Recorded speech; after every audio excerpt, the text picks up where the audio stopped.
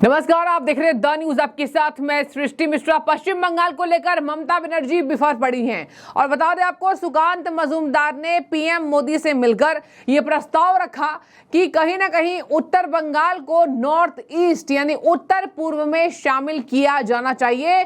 इससे विकास की गति आगे बढ़ेगी। और वैसे भी उत्तर बंगाल में आपको पता होगा किस तरीके से बीजेपी की 6 सीटें हैं 8 में से, और इस बार के चुनाव में 6 सीटें आई हैं। पिछले बार के चुनाव में 7 सीटें थी। और बता दें आपको, उत्तर बंगाल में बीजेपी का दबदबा है।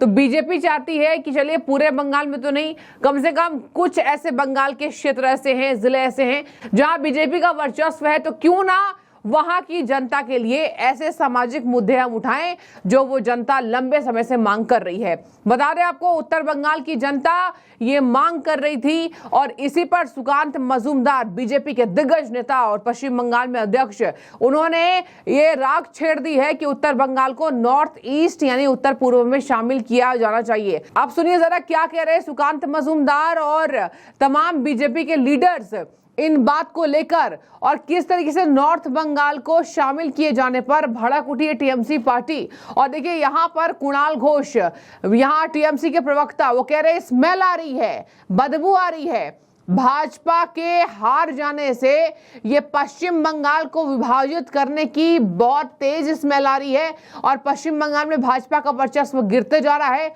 यही वजह है कि ये पश्चिम बंगाल को बांटना चाहते हैं। अब सुनिए यहाँ पर पश्चिम बंगाल के नेता कुणाल घोष क्या कह रहे हैं। देखिए, सुकांत मजूमदार जो बोल रहा है, ये प्राइम मिनिस्टर के साथ उनका बात हुआ। देखिए, ये फिर से वो ये हारने के बाद ये नॉर्थ बंगाल थोड़ा अलग ये बंगाल से अलग करने का प्रोवोकेशन, ये सब स्मेल आ रहा है, बदबू आ रहा है उनका ये सब बात से। अब देखिए, ये किसी का दोस्त नहीं है, नॉर्थ बंगाल का भी नहीं, साउथ बंगाल का भी नहीं, क्योंकि ये तो बंगाल का ही दुश्मन है। बंगाल का रुपया मत दीजिए, 100 दिन का रुपया मत दीजिए, आवास का रुपया मत दीजिए। ये तो दिल्ली में पूरा बंगाल का खिलाफ कंस्पिरेसी किया था ये सुकांत मजूमदार एंड कंपनी। तो आज एक्चुअली हमारा पास जो इंफॉर्मेशन है, वो ये हार का जो रिस्पॉन्सिबिलिटी है वो शुभेंदु अधिकारी का ऊपर देने के लिए वो प्राइम मिनिस्टर का पास गए थे। और ये जो उनका जो इनर पार्टी जो कॉन्फ्लिक्ट चल रहा है, उससे नजर घुमाने के लिए ये मुद्दा बाजार में छोड़ दिया है। उसके साथ डेवलपमेंट का नॉर्थ बंगाल का कोई संपर्क नहीं है। नॉर्थ बंगाल का जो डेवलपमेंट है वो ममता दीदी ही कर रहे हैं।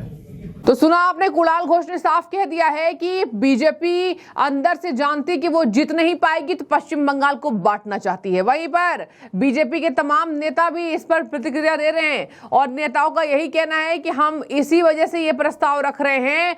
राजू बिष्ट ने भी कहा कि हम इस वजह से ये प्रस्ताव रख रहे हैं क्योंकि कहीं ना कहीं हमारी सोच बंगाल की जनता के लिए ऊपर है और हम जानते हैं कि बंगाल की जनता को क्या बदलाव वहां चाहिए।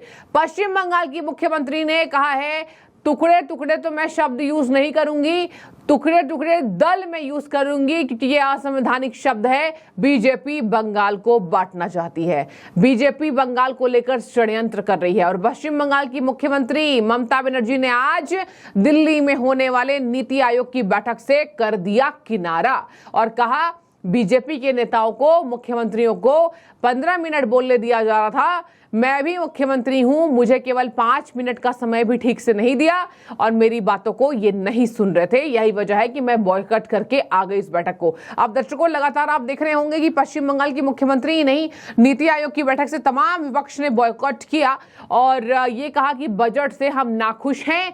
सभी राज्यों को इक्वली यहां ट्रीट नहीं किया गया है। जबकि निर्मला सीतारमण ने सदन के अंदर ये बात कही थी कि क्या जब कांग्रेस की सरकार थी वो सभी राज्यों का नाम लेते थे बजट में सभी राज्यों के लिए इक्वल डिस्ट्रीब्यूशन हुआ है और यहां इनको बजट से दिक्कत नहीं है, यहां इनको दिक्कत है प्राइम मिनिस्टर नरेंद्र मोदी से। कल भी आपने देखा ललन सिंह, राजीव रंजन उर्फ ललन सिंह, जेडीयू के दिग्गज नेता, केंद्रीय मंत्री हैं, ललन सिंह ने भी कहा इनको दिक्कत किसी और बात से नहीं है, इनको दिक्कत यह है कि प्राइम मिनिस्टर क्यों नरेंद्र मोदी बन गए हैं। अब दर्शकों, पश्चिम बंगाल को विभाजित करने के लिए भाजपा की ये नई तैयारी है। हालांकि टीएमसी इस पर कूद पड़ी है, कह रही है हम विभाजित नहीं होने देंगे, और ऐसे ही बर्बरता पूर्वक पहले भी ये किया जा चुका है, लेकिन कभी भी सफलता नहीं मिली। बंगाल को अगर ये बांटेंगे तो ये बंगाली को बांटेंगे, बंगालियत को बांटेंगे, और बंगाल के लोग इनको नहीं छोड़ेंगे। इनकी जितनी सीटें बची है वो भी अगली बार धूमिल हो जाएगी। खैर, ये भाजपा के विरोधी पार्टी टीएमसी का कहना है। और देखिए, यहां पर मैं आपको बता दूं कि राजू बिस्ट हैं बीजेपी के नेता, वो क्या कह रहे हैं इस बात को लेकर, सुनिए जरा। नेता जब भी बोलता है जनता की मन की बात बोलता है, और उनके बात में दम भी है, लॉजिक भी है। पश्चिम बंगाल का साल का बजट 3.78 लाख करोड़ रुपया है। नॉर्थ बंगाल डेवलपमेंट बोर्ड को 860 करोड़ रुपए मिलता है, इसमें से सिर्फ 50% पैसा ही यूज होता है, बाकी वापस बंगाल को चला जाता है। हमारे पास रिच कल्चर के साथ साथ रिच रिसोर्सेस है, बहुत बड़ा टैक्स का पैसा हम बंगाल सरकार को देते हैं। लगभग पश्चिम बंगाल का 25% से ज्यादा रेवेन्यू हम नॉर्थ बंगाल से बंगाल सरकार को देते हैं।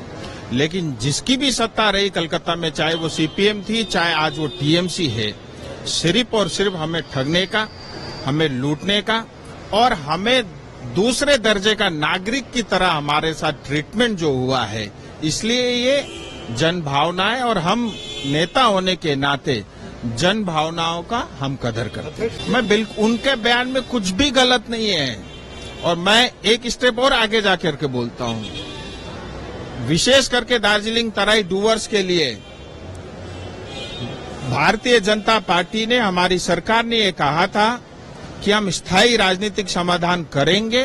उस पे चर्चा सीरियसली चल रही है, आगे बढ़ रहा है, और मुझे पूरा उम्मीद है दार्जिलिंग तराई डूवर्स की जनता जो लगातार ठगी आ रही थी उसको न्याय मिलेगा।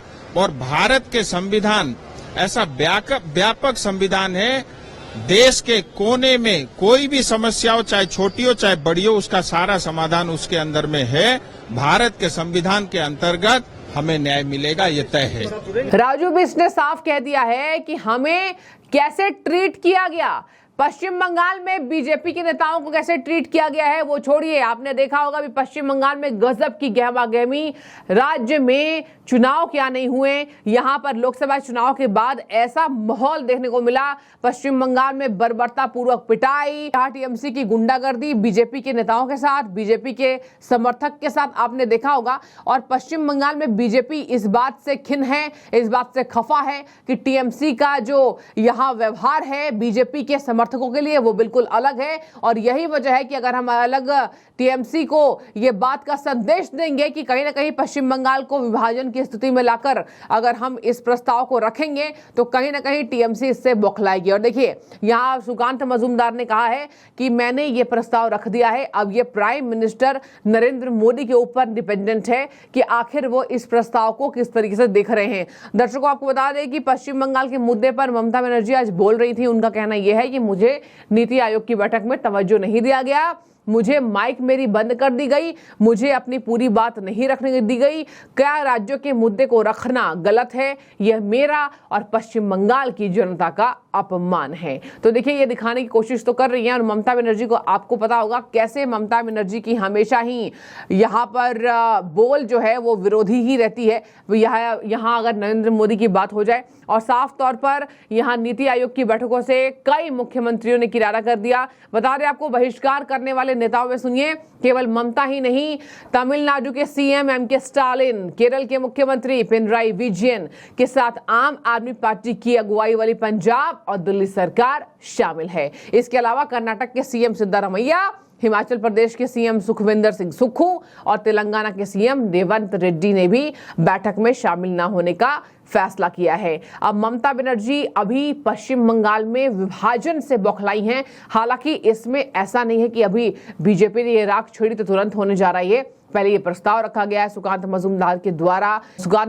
के द्वारा पश्चिम बंगाल के लिए प्राइम मिनिस्टर नरेंद्र मोदी को, प्रधानमंत्री को। और अब देखने वाली बात होगी इस पर केंद्र सरकार क्या फैसले लेती है। हालांकि उत्तर बंगाल की जनता यही मांग कर रही है, लेकिन आपकी क्या राय है? क्या आपको लगता है कि उत्तर बंगाल की स्थिति को देखकर वहां बीजेपी का वर्चस्व है, वहां के लोग ये मांग कर रहे हैं और सुकांत मजूमदार ने पीएम नरेंद्र मोदी से मिलकर ये बात रखी है?